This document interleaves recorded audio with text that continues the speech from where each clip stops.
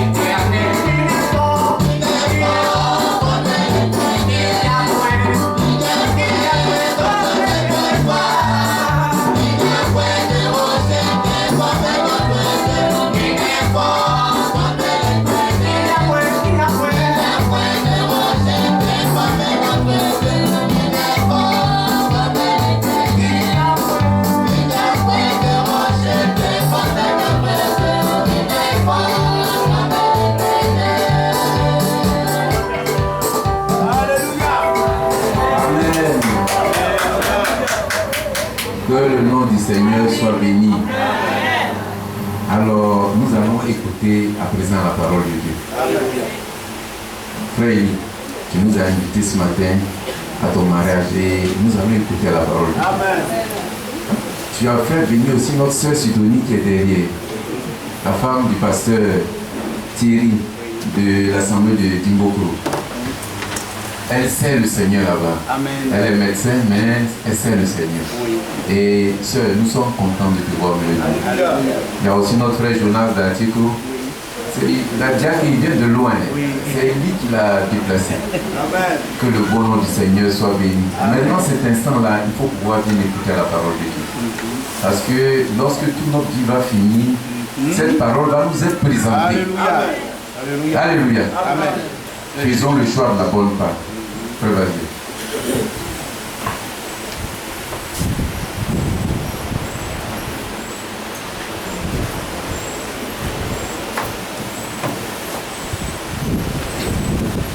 Que le nom du Seigneur soit béni.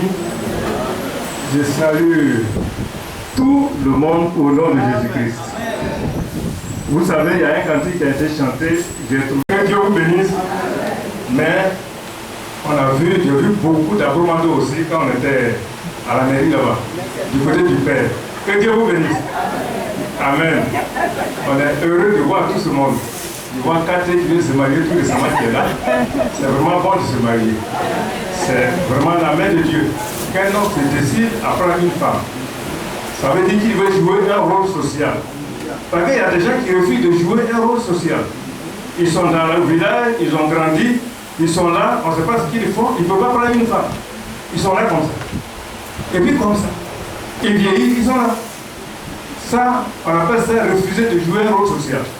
Mais tous ceux qui acceptent de se mettre à Dieu, acceptent de jouer un rôle social. Avoir une famille, élever des enfants, nourrir les gens, recevoir des gens, ça c'est aussi la grâce de Dieu. Que Dieu soit béni. Nous allons lire la parole de Dieu en commençant par le livre des Proverbes.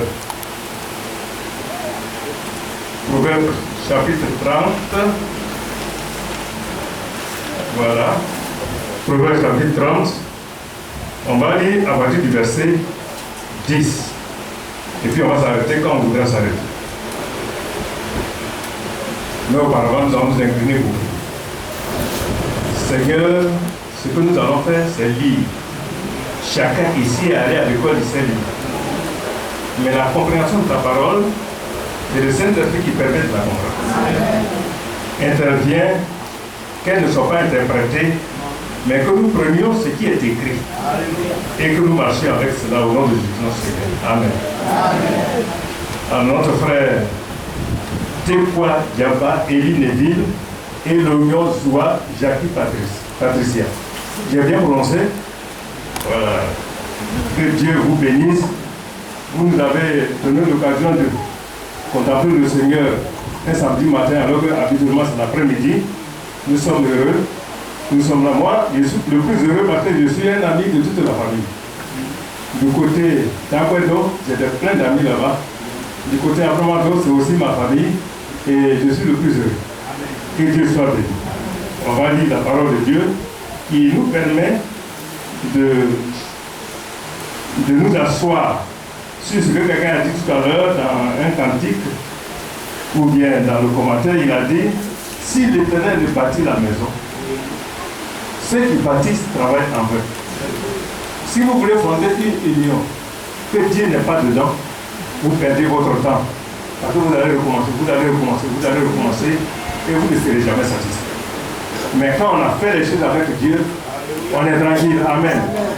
Parce que lui, quand nous serons en train de dormir, quand nous ne saurons pas qu'une situation arrive, on est tranquille, assis, et puis il gère la situation. Que Dieu soit béni. Donc dans Proverbes chapitre 30, à partir du verset 10, il dit, qui peut trouver une femme vertueuse? Chapitre 31, oui, 31. Qui peut trouver une femme vertueuse? Elle a bien plus de valeur que les perles. Nous savons bien ce que les femmes peuvent dépenser pour des perles. Parce que ça les rend belles, ça coûte cher, c'est beau à voir. c'est vrai. Mais une femme vertueuse a plus de valeur que même, que ce soit les perles, que ce soit au prix qu'on a acheté ces perles. Que Dieu soit béni. Et le verset suivant dit, le cœur de son mari a confiance en elle et les produits ne lui feront pas défaut. Le cœur de son mari a confiance en elle. Il sait que à partir de rien, elle peut crier et puis les gens peuvent manger. Aujourd'hui, c'est tellement difficile le marché. Vous tendez 1000 francs à une femme pour aller au marché, il n'a pas fait des commentaires avant de partir. Elle a raison. Mais c'est pas comme ça qu'elle a fait la femme vertueuse. La femme vertueuse, elle, tout ce qu'on lui donne, elle se met à genoux, Dieu bénit, et elle fait à manger à la famille. Et le cœur de son mari a confiance en elle. Tout ce que son mari va lui expliquer, elle est d'accord. Elle va comprendre. Elle va accepter pour le bonheur de la maison. Que Dieu soit béni. On continue de lire. Et les produits ne lui feront pas défaut. Vous savez, ceux qui ne manquent de rien, c'est ceux dont le terrain est le berger. Amen. Ils ne manquent de rien. Parce qu'ils ont confiance dans le Seigneur. Parfois, nous avons confiance en nous-mêmes. On se tourmente, on fait beaucoup de commentaires. On est là, on passe la vie à ne pas dormir. Parce qu'on a reçu des gens, bon, c'est pas dans cette situation qu'on devait recevoir. Non, restez tranquille. Dites au Seigneur, je n'ai rien, mais j'ai reçu des gens. Et je veux bien les recevoir. Si vous avez ça dans le cœur, Dieu permettra que vous les receviez bien. Parce que parfois, les dames de bonne volonté, elles sont bien, elles sont vraiment gentilles. Mais quand elles sont surprises, et puis elles ont un étranger, elles sont déjà énervées. Mais si vous êtes déjà énervé, comment vous pouvez partir devant le Seigneur, le donateur, lui qui donne tout parfaitement bien? Vous ne pouvez pas aller là. Il faut se mettre à genoux, demander au Seigneur d'intervenir. Alléluia. Elle lui fait du bien et non du mal, tous les jours de sa vie. Amen. Voilà ce que fait la femme vertueuse. Elle fait du bien à son mari. Son mari est peut-être un peu trop... Il bouge souvent, il est grognon, il est ceci. Mais elle, sa préoccupation, comment je vais faire pour que mon mari soit bien? Amen. C'est ça la femme vertueuse. Si nous ne sommes pas comme ça, nous ne sommes pas dans le chrono de Dieu. Par rapport à ce que Dieu appelle la femme vertueuse. C'est la définition de Dieu qui la donne, ce n'est pas nous qui la donnons. Que Dieu soit béni. Et puis, elle se procure de la laine et du lin et travaille d'une main joyeuse. Elle est comme un navire marchand. Elle amène son pain de loin. Elle se lève lorsqu'il est encore nuit. Et elle donne la nourriture à sa maison et attache à ses servantes. Amen. C'est elle qui fait ça, la femme vertueuse. Aujourd'hui, il y a des femmes, elles ont leur argent, elles ont leur, ce qu'elles ont là, ça c'est pour elles. Pour le mari, là, c'est pour toute la maison. Non. La femme vertueuse, là, ce qu'elle a, elle met ça à la disposition de la maison. Il y a des femmes, elles sont mariées, mais elles vont à la solde, elles ont déjà tout dépassé avant d'arriver à la maison. Non. C'est pas comme ça que fait la femme vertueuse. Elle vient, elle amène, elle dit voilà ce que j'ai eu. Qu'est-ce qu'on fait? Vous avez les hommes qui sont un peu orgueilleux et fiers. Hein? C'est pas un homme, la plupart des hommes ne bondissent pas sur le salaire d'une femme pour commencer. Non, non, non. Il va donner des orientations. Et Dieu va bénir. Et ça va suffire. Que Dieu soit béni. Et Proverbe 18 dit que celui qui la trouve, cette femme vertueuse, trouve le bonheur. Et c'est une grâce qu'il obtient de l'Éternel. Ça, c'est le Proverbe 18. Verset 22. Celui qui trouve une femme trouve le bonheur. C'est une grâce qu'il obtient de l'Éternel. Les gens pensent que c'est... Bon, il a eu trop de chance. Il a eu une bonne femme. Non. C'est c'est Dieu qui t'a donné une bonne femme. Parce que cette femme vertueuse-là, comme dit Proverbe 14, elle n'est pas comme l'autre. Elle n'est pas comme l'autre. Et puis, ce n'est pas quelque chose qu'on peut hériter. Parce que Proverbe 14 dit, et 19, 14 dit, on peut hériter de ses parents une maison et des biens, des richesses. Mais une femme de cette trempe-là, c'est un don de Dieu. Je ne parle pas de l'autre qui est comme une carie dans vos os. Petit parent, vous avez fait la vous ne vous êtes pas entendu. Elle va bavarder jusqu'au matin. Le mari est obligé de fuir même la maison pour aller au dehors se chercher quelque part pour se calmer un peu. Elle n'est pas comme ça. Elle bâtit sa maison. Proverbe 14, verset 1. Tandis que la femme insensée, celle qui est comme une carie dans les eaux là, on dit elle la renverse avec ses propres mains. Elle renverse sa maison avec ses propres mains. Vous savez, ça veut dire renverser sa maison. Si vous avez exposé votre maison, tout le monde s'en moque. Et puis personne n'a de considération pour vous, votre maison est déjà tombée. Que Dieu nous aide. Vous voyez que la Bible, par rapport au mariage, elle ne parle que de la femme. On parle peu de l'homme. Parce que c'est la femme qui fait le foyer. C'est la femme qui tient le foyer. Quand il n'y a pas de femme dans un foyer, c'est froid. Vous savez bien que foyer, ça veut dire feu, non? C'est la même racine que le feu, foyer. Mais quand la femme est là, c'est là que le feu est attisé. Là. Mais quand la femme est absente, on se rend compte tout de suite. Les visiteurs se rendent compte, tout le monde se rend compte. La femme, c'est un bien précieux. Hein? C'est un don de Dieu. Les hommes, beaucoup d'hommes ne font pas attention. Ils prennent la femme comme n'importe comment qu'est-ce qu'il y a. Non. C'est des dons. Quand on dit un don de Dieu, moi, il peut faire un don à Jacques, mais Dieu lui te donne, il te fait un don. C'est ce qui vient de Dieu, mais c'est doit être traité avec délicatesse. Comme on dit chez nous, un proverbe dit que ça doit être traité comme une goutte d'eau sur une feuille de tarot. Vous avez vu le matin arroser sur les feuilles de tarot, si vous ne faites pas attention, ça va tomber. C'est-à-dire on doit traiter la femme avec délicatesse. Que Dieu soit béni. Et qu'il nous aide à voir comme ça. Parce que Proverbe 25, 24 dit, mieux vaut habiter à l'angle d'un toit. C'est-à-dire que même si tu n'as pas de maison, au dehors, à l'angle là, où quand il pleut, puis tu peux te mettre, et puis la pluie pas trop te mouiller là. Mieux vaut habiter là-bas que de partager la maison avec une femme querelleuse.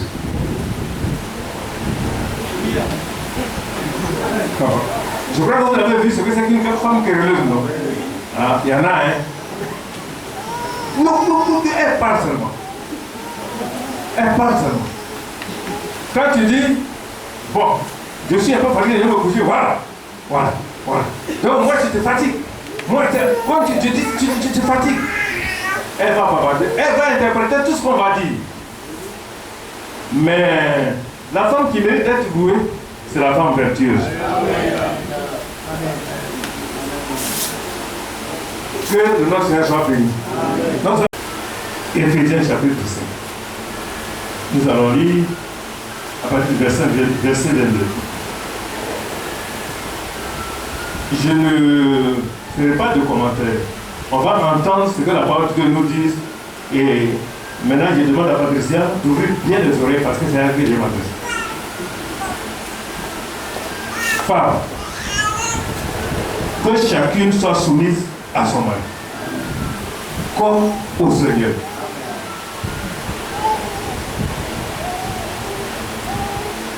Car le mari est le chef de la femme, comme Christ est le chef de l'Église, qui est son corps et dont il est le sauveur. Amen. Moi, ce qu'on vous a dit à la mairie, ça, c'est pas mon problème. Ce que Dieu a dit là, c'est ça qui m'intéresse. À la mairie, on a dit que vous avez maintenant deux chefs dans la maison.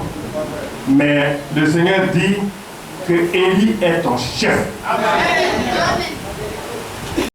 Donc, c'est vrai, on n'aura pas besoin de rappeler à la femme que je suis tout le temps chef. L'oreille Patricia, elle a des oreilles. La Bible dit que celui qui a des oreilles écoute ce que l'Esprit dit aux églises. Elle a des oreilles. Maintenant, dans la salle, celui qui n'a pas d'oreille, il ne faut pas y va écouter. Mais tous ceux qui ont des oreilles, qu'ils prêtent oreille pour écouter. Que Dieu nous bénisse. Au verset 24 maintenant, or, de même que l'Église est soumise à Christ, les femmes aussi doivent l'être à leur mari en toutes choses. Amen. Amen. Quand il fait bien, Non. est-ce que c'est quand le mari fait bien qu'elle doit être soumise? Non, quand il s'agit seulement des affaires de notre petite famille, mais si c'est à cause de mes parents, non. En toutes choses. Amen. Je vais aller à ma famille, si dit non, tu n'iras pas. Cette fois, tu n'iras pas, tu restes. Amen. Amen. Amen. Et puis je reviens en arrière un peu pour dire à Élie qu'il a dit que l'homme quittera son père et sa mère. Il s'attachera à sa femme. Mais il ne faut pas comprendre ça comme ça. C'est-à-dire qu'il faut beaucoup comprendre ça d'une autre manière. Ça ne veut pas dire que désormais, comme Élie est marié, il s'en fout de Mathé, il s'en fout de Tekoa Jacques. Non. Ça, tu te détaches et tu es chez toi maintenant. Tu as un foyer, maintenant on peut te rendre visite. Oui. Mais tu honoreras ton père et ta mère. Amen. Amen. Vous voyez quand la parole de Dieu est équilibrée, il faut un équilibre. Que Dieu soit béni. Je continue. Les femmes doivent être soumises en toutes choses. Même il y a des moments où tu penses que tu as raison. Il y a des femmes là, quand elles sont en train de faire parole dehors, que le mari vient dire, c'est bon, laisse. Elles vont d'abord garder tout avant de revenir en arrière. Non, non, non. C'est pas bon. Le mari, parfois, il voit que tu as raison. Et puis, il dit, il faut laisser. Oh, tu cries, tu laisses, allons à la maison. Il sait ce qu'il fait. Parce qu'au dehors, faire parole là, c'est pas bon. Amen. C'est pas bon. Une femme qu'on dit, tais-toi, elle se tait. Amen. Et puis après, elle peut s'expliquer. Son mari, c'est un homme, il peut comprendre. Mais on ne rédit pas le coup pour dire non, non, non. Tu es trop comme ça. Chaque fois, tu me dis de me taire. Chaque fois, c'est moi qui dois me taire. Et puis les autres marchent sur moi. Oui, les autres doivent marcher sur toi. Si ton mari te tait, tais-toi. Si tu te soumets à lui, c'est à Dieu que tu te soumets. Parce que ce n'est pas ton mari qui s'est proclamé chef, c'est Dieu qui l'a proclamé chef. On se soumet au chef. Que le nom du Seigneur soit béni. Donc, le mari doit aimer sa femme, comme le Seigneur, comme Christ a aimé l'Église, et s'est livré lui-même pour elle. Les défauts de ta femme, la famille ne doit même pas être au courant. Amen. Tu prends, tu caches. Tu parles avec elle. Tu lui lis les Écritures. Si ça ne va pas, tu te mets à jeûner, tu pries. Amen.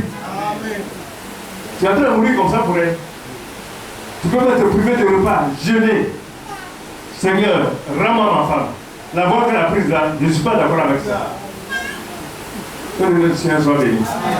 C'est comme ça que nous devons aimer nos femmes.